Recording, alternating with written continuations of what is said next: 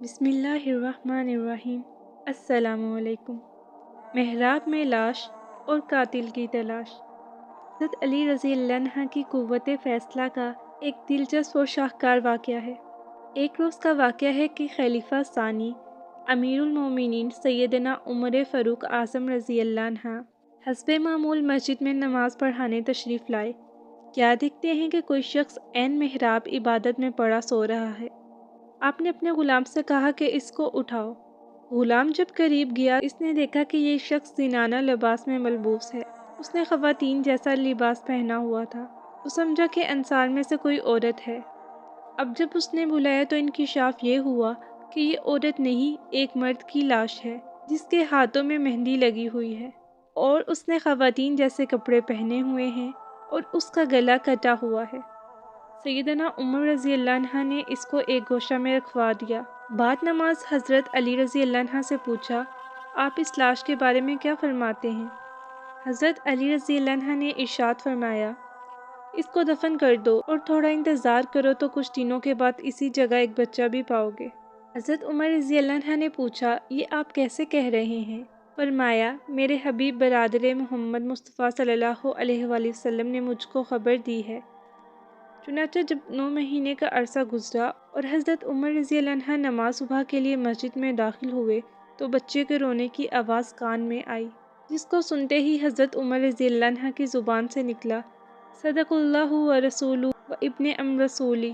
غلام سے کہا کہ اس بچے کو حضرت علی رضی اللہ عنہ کے پاس لے جاؤ۔ حضرت نے اس کو دیکھ کر فرمایا کہ اس کے لیے دودھ پلانے والی کا انتظام کرو جو اس کو دودھ پلائے۔ جب بچہ 9 ماہ کا ہو گیا تو عید الفطر کے روز آپ نے حکم دیا کہ وقت نماز مسجد میں بچہ لایا جائے اور مرضعہ عورت اس کو پاس رکھے۔ جب کوئی عورت اس بچے کے پاس آ کر اس کو بوسہ دے اور کہے کہ اے مظلوم، مظلومہ کے فرزند اور ظالم کے فرزند، تو اس کو پکڑ کر میرے پاس لے آنا۔ چنانچہ مرضعہ جب اس بچے کو لے کر چلتی تو ایک مرتبہ پیچھے سے آواز آئی، میں تجھ کو محمد مصطفیٰ صلی اللہ علیہ وسلم کی قسم دیتی ہوں کہ ٹھہر جا۔ چنانچہ مرضعہ ٹھہر گئی۔ اتنے میں ایک حسین و جمیل عورت دوڑتی ہوئی آئی، بچے کو گود میں لے کر بوسہ لینا شروع کیے اور کہتی جاتی تھی، اے مظلوم، مظلومہ کے فرزند، ظالم کے فرزند، تو میرے مرے ہوئے فرزند سے کتنا مشابہ ہے۔ یہ کہہ کر اس نے بچہ مرضعہ کے حوالے کی اور چاہا کہ چلے۔ مرضعہ نے فوراً اس کا ہاتھ تھام لیا۔ عورت نے کہا، چھوڑو۔ اس نے جواب دیا، میں تجھ کو حضرت علی رضی اللہ عنہ کی خدمت میں لے چلوں گی۔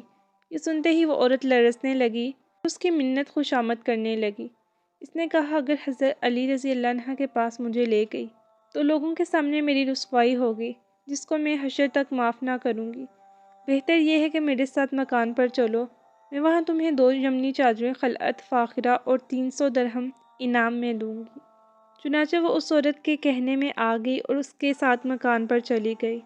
عورت نے جو کچھ وعدہ کیا تھا پورا کیا اور کہا کہ عید قربان کے موقع پر بھی اگر اس بچے سے ملوا جاؤ تو پھر اتنا ہی انعام دوں گی۔ اس نے کہا، بہت اچھا، اور بچے کو لے کر وہاں سے چلی آئی۔ جب حضرت علی رضی اللہ عنہ کی خدمت میں پہنچی تو آپ نے اس سے کہا، کیا ہوا، وہ عورت ملی تھی؟ اس نے بامکاری جواب دیا، نہیں یا حضرت، میں نے تو کسی کو نہیں دیکھا۔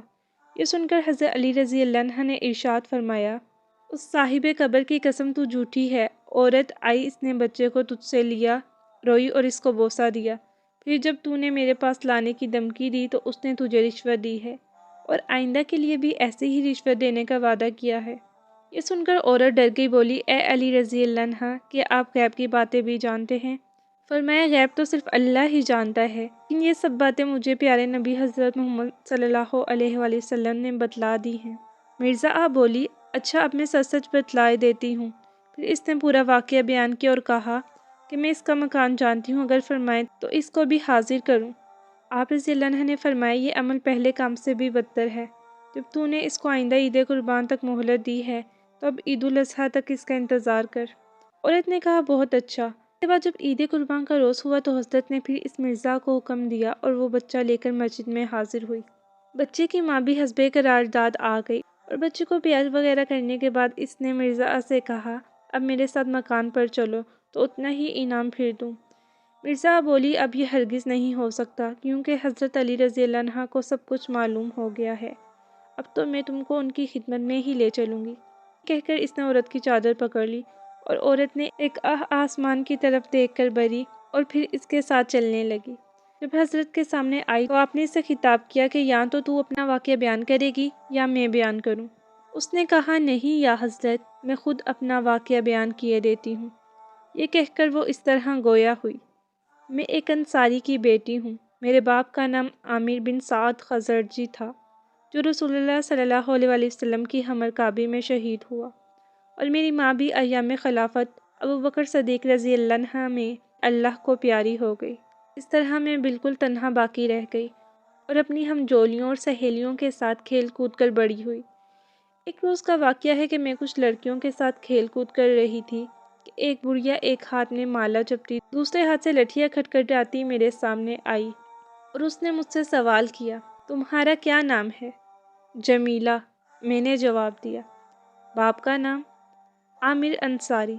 میں نے کہا، کیا تمہارے باپ کا سایہ سر پر نہیں ہے؟ بڑھیا بولی، نہیں۔ شادی شدہ ہو؟ نہیں۔ میں شرما گئی۔ بڑھیا نے میرے سر پر ہاتھ پھیر کر بہت سی دعائیں دی اور میری بے کسی پر رونے لگی۔ بولی، تم کو ضرورت ہے کہ ایک عورت تمہاری خدمت کیا کرے۔ میں نے کہا، اس سے بڑھ کر کیا ہو سکتا ہے؟ وہ بولی، تو میں تمہاری خدمت کرنے کے لیے حاضر ہوں، تم مجھ کو آج سے اپنی شفیق ماں سمجھنا۔ میں نے کہا، بسرو چشم، آئیے، آج سے یہ مکان آپ کا ہے۔ چنانچہ وہ بڑھیا میرے مکان میں آ گئی۔ اس نے مجھ سے وضو کے لیے پانی مانگا، میں نے پانی دیا۔ اس نے وضو کیا، اتنے میں اس کے لیے تازہ دودھ، روٹی اور خرما لے آئی، لیکن اس کی نگاہ جوں ہی کھانے پر پڑی، زاروں قطار رونے لگی۔ میں نے رونے کا سبب پوچھا، بولی، بیٹا، یہ چیزیں میری غذا میں نہیں داخل، میری غذا میں تو جو کی روٹی اور تھوڑا سا نمک ہے۔ یہ کہہ کر وہ پھر رونے لگی۔ اس کے بعد کہا، وہ بھی عشاء کی نماز کے بعد میں کھایا کرتی ہوں۔ یہ کہہ کر وہ نماز میں مشغول ہو گئی۔ جب فارغ ہوئی تو میں نے اس کی خواہش کے مطابق نان جو اور نمک اس کے سامنے رکھ دیا۔ اس نے کہا، تھوڑی راکھ بھی لا دو۔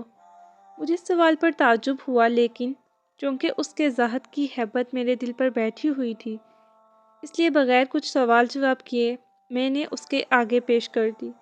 اس نے اس میں سے تھوڑی راکھ اٹھا کر نمک میں ملائی اور صرف 3 لقمے کھا کر پانی پیا، شکر خدا ادا کیا۔ وہ جو نماز کے لیے کھڑی ہوئی تو صبح کی خبر لائی۔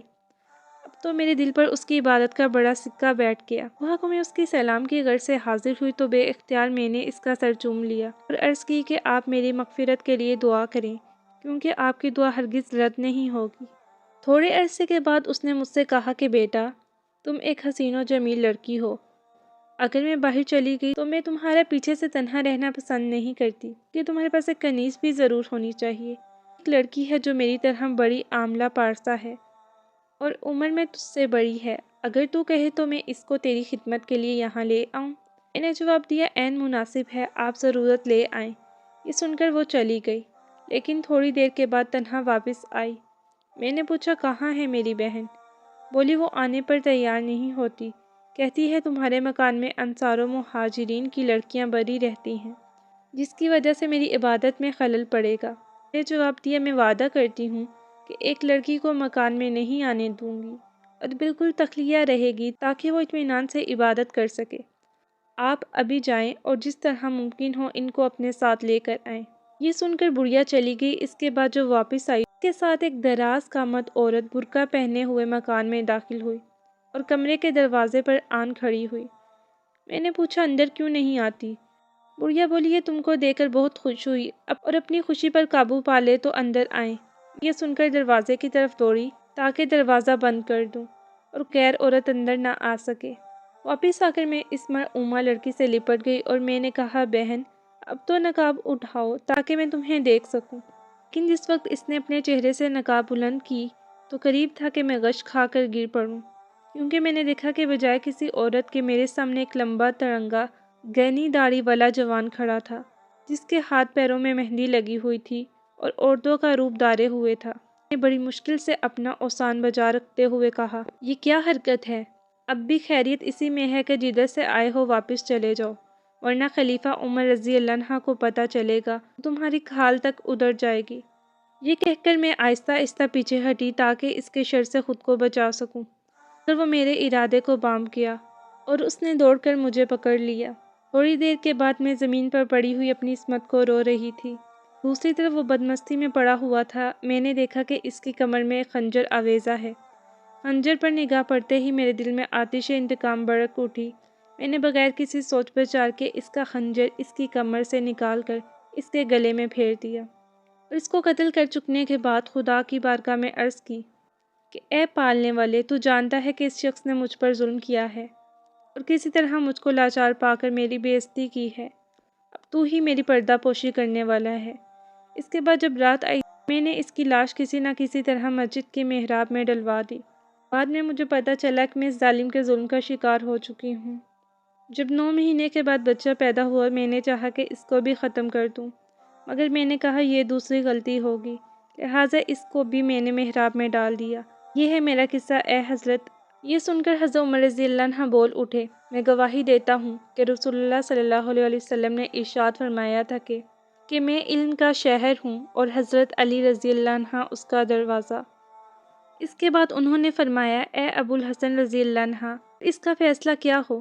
حضرت علی رضی اللہ عنہ نے فرمایا، مقتول کی کوئی دید نہیں ہے کہ اس نے جرم کیا ہے اور عورت پر حد نہیں ہے کیونکہ اس پر جبر ہوا ہے۔